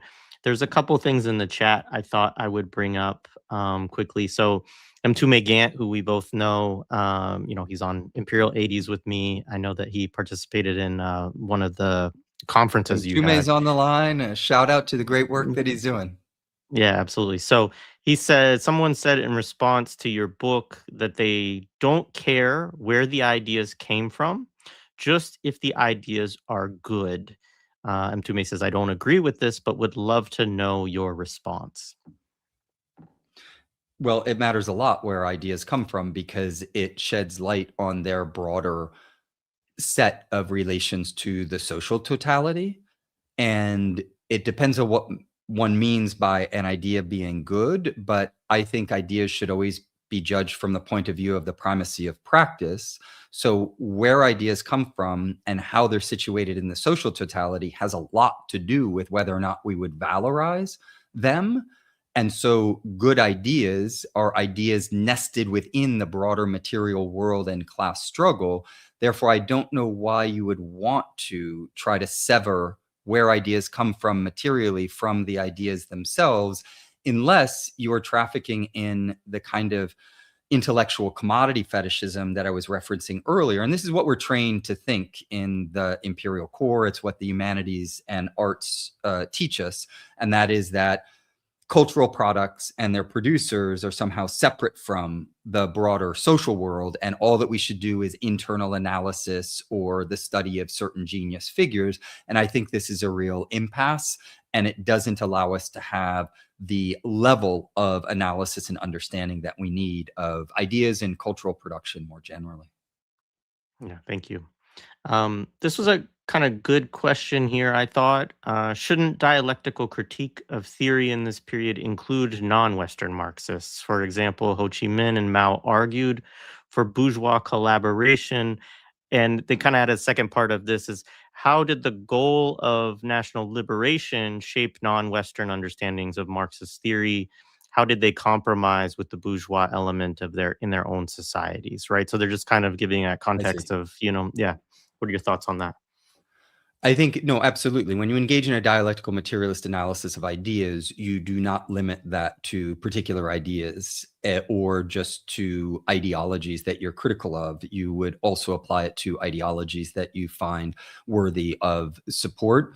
I do not go into this in the book, but I do think, and judging from the question, it might very well be that we have different positions on this, that one of the most important things that you see in particular in actually existing socialist projects like China and Vietnam is a self-critique of the Marxist-Leninist tradition, in which it was recognized that the need to develop the productive forces in an imperialist world is, or was, when they started doing the reform and opening up, or something similar in Vietnam, they did this in such a way that they weren't abandoning the socialist project, but they were trying to navigate how it is that you develop socialism at a mass scale, advance the productive forces while doing it under imperialist assault, and in a world in which the Soviet model had run into a number of problems, ranging from revisionism to external destabilization to difficulties with transforming from a more industrialized based economy to one that was capable of the kind of transformations that came about in the 70s and 80s. And so a dialectical materialist analysis of ideas, I actually think that, and I would point in particular to the former general secretary of the Vietnamese Communist Party, this is being done. And it's in fact one of the most important things that is being done within these particular movements. Another example that comes to mind is some of the work that Fidel Castro's done in articulating both some of the mistakes that he recognized that the Cuban Revolution had made in relationship to the homosexual community by exonerating or allowing them not to engage in military service, to avoid the homophobia of the military because they'd inherited the homophobia from the history of capitalism. And then recognizing that that was making mistakes because they were sequestering certain of these populations. Like, there's a process of self-critique that is inherent within the Marxist tradition. And that process of self-critique isn't based on the primacy of theory, it's the primacy of practice. And it's not just simple like pragmatism, like, oh, we'll throw something at the wall and see if it sticks, or we'll try something out, and if it doesn't, then we'll just change everything. It's really figuring out little by little and collectively as much as possible, like what allows us to advance and what makes us recede. And so I do see that dialectical, historical, materialist project of self-critique actually as being the lifeblood of the Marxist project. Many have been trained to think the opposite, right? That Marxism is just inheriting the dogma from Marx, or this blueprint of what revolution is supposed to be. I think that's fundamentally false. Like, the primacy of practice is such that in a changing world, you have to continually reconfigure your theoretical, not in some kind of frenetic manner, because you have to keep the basics in place, but you have to account for a changing world and figure out how to navigate that. And so innovation, creativity, these are the real lifeblood of this tradition. Yeah, thank you. Thank you. There's two more quickly I think we could try to do just as we close out. So one, I think we can give you a chance to address pretty quickly, but it's just I'd like to understand better the difference between trial and error and empiricism. Mhm. Well, empiricism, as understood within the dialectical historical materialist tradition, consists in claiming, in short, that there is a truth that resides in the external world, and that we can more or less successfully identify those truths externally. And the materialist position isn't empiricist. The materialist position always recognizes that any truths that we presume to reside in the external world are always necessarily framed and understood by subjects, by human beings, and that our agency in being thinking beings has an impact on the way in which that empirical data is developed, understood, etc. And so trial and error isn't the same thing as empiricism. It's instead rooted in a materialist understanding that frames our understanding as subjects within a broader material world. And one of the most important things to recognize, as I said, but I touched on this very quickly earlier, is that Lenin's excellent on this. So's Mao and many other figures within this tradition. They recognize that as an individual subject, you're situated in a time and place that is quite particular. And you also are not all knowing. You have limits to your own knowledge, the languages and everything else. The broader objective world is infinitely complex. Like the empirical world is infinite in its complexity. And so you can't map all of it and you can't apprehend all of it. So you're faced with a contradictory epistemological situation, if you will. Epistemological just meaning that the conditions of your knowledge are structured by a contradiction, which is that the world is infinitely complex and you have finite basis for your knowledge. Therefore, the most coherent materialist analysis is not to assume that a finite subject could grasp this infinite complexity. That would be idealist and reductivist in various ways. But instead, what good materialists do is they always take into account their own subjective limitations in apprehending the complexity of the material world. And in doing so, they situate themselves as subjects within their analysis of the objective world. So you're no longer in an epistemological framework where there's the world out there and me as a subject over here who's thinking that world. Instead, it's, oh, I'm part of this world and my understanding is shaped by this world. And the things I think I understand about this world also often have an impact on how that world is evolving and changing. That's a much more organic, holistic, and dialectical understanding of how subjects relate to the objective world. So the process of trial and error is integral to, in my opinion, dialectical analysis, because if you situate the subject within that broader objective world, the only way that you can really know if you understand something is by trying it out in the practical world and then being very open to a feedback loop so that you assess what the consequences of what you've tried out is. And that, I'm just talking about an individual subject, but if you're talking about a party leader like Lenin, he had the advantage of subjecting what he thought he knew to the Central Committee, to the Communist Party, all the Bolsheviks, and to, the Soviet enterprise, as well as, to the world. And so one subjective decision can have world historical consequences if you're in a position like Lenin was. And so trial and error isn't empiricist. It's this material and dialectical assessment of what you subjectively try to intercede into the world and how you read in its feedback loop what the consequences of that are, and then making adjustments along the way. One of the great examples of this would be the NEP that Lenin introduced, where he recognized we have to develop the productive forces, otherwise we'll be left back behind in capitalist, in relationship to imperialist development. And what this means is over time, they'll crush us. It's just inevitable. Just chart it out over time. It's the same thing that the Chinese have done with the reform and opening up. It's the same thing that the Vietnamese have done. And that recognition that you need to develop means that, well, how can you develop if you need capitalist investment to develop? Well, you have to modify what were really understood by some as foundational principles for Marxism. It's a very powerful intervention that Lenin took in that regard.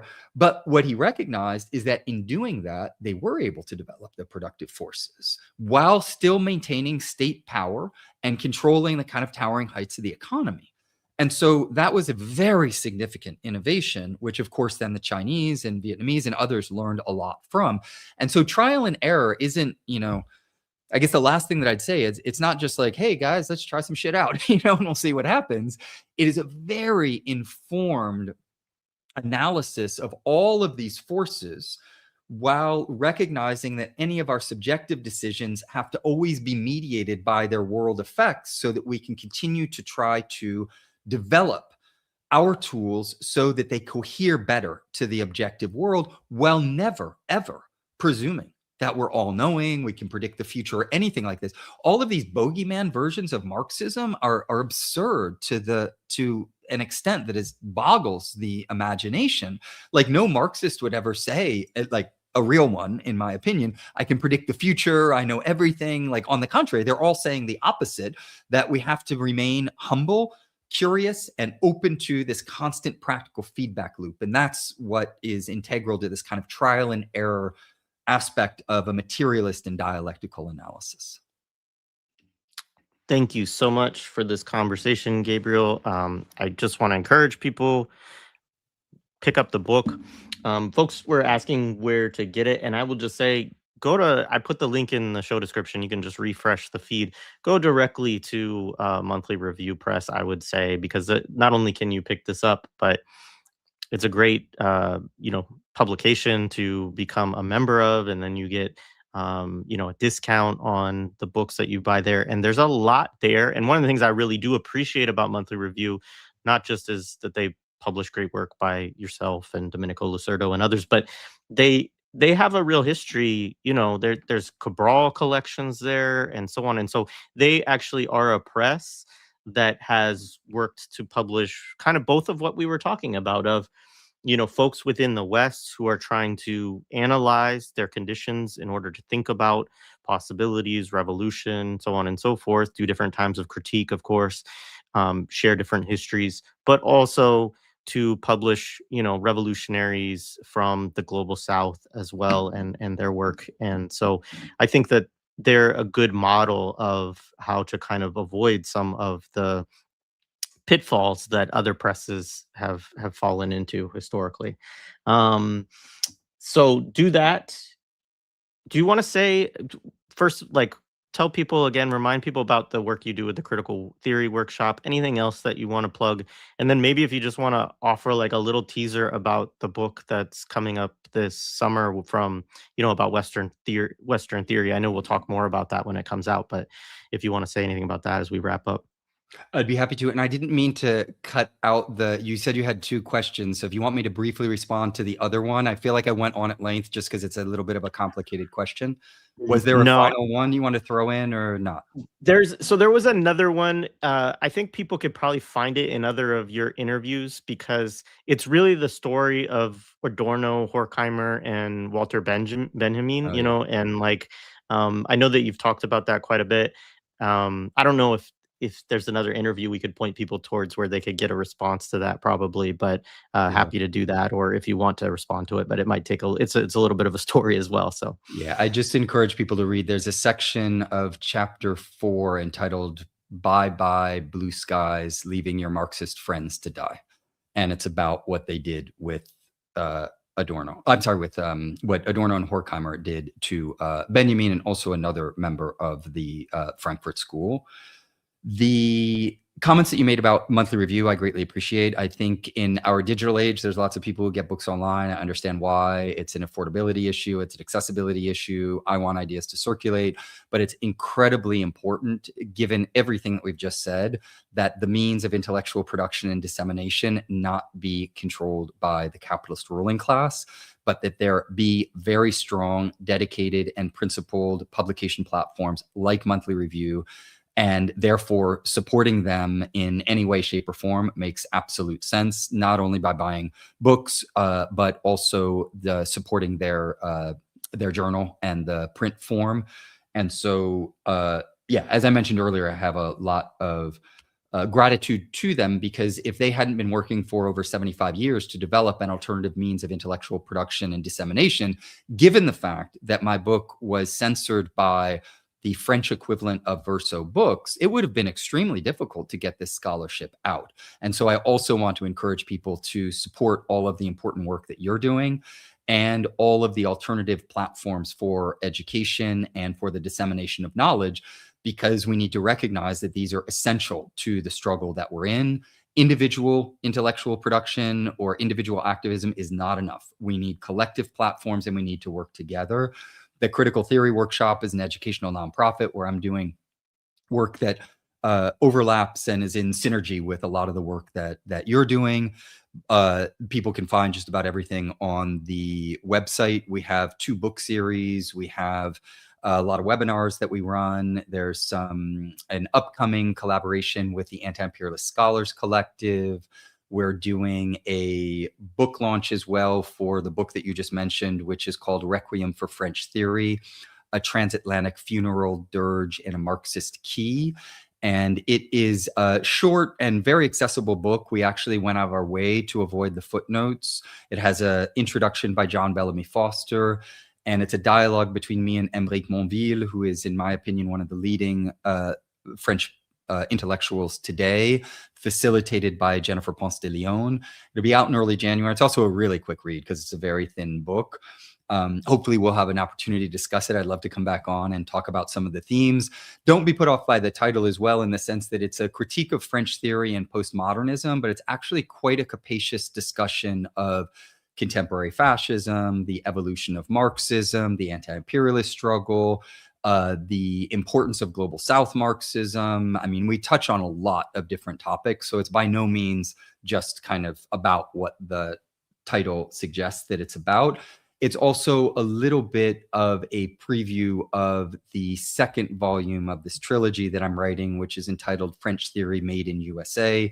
It looks at the imperial dynamics behind the promotion of French theory and postmodern thought more generally by the US empire, the capitalist ruling state, the capitalist ruling class and its state, as well as the imperial superstructure. It will likely be out in early 2027. And we're doing the proofs and kind of finalizing everything now. It'll be similar with lots of footnotes and some internal documents that demonstrate that the Central Intelligence Agency thought that Foucault and some of the other structuralists were doing great work because they were discrediting Marxism. So I think that there will be some interesting information for people to engage with. I have no doubt about that. Yeah, encourage people to check out, support everything that you're involved in, and appreciate this conversation, and look forward to our next one as well. Thank you. Absolutely. Thanks for having me on. Keep up the great work.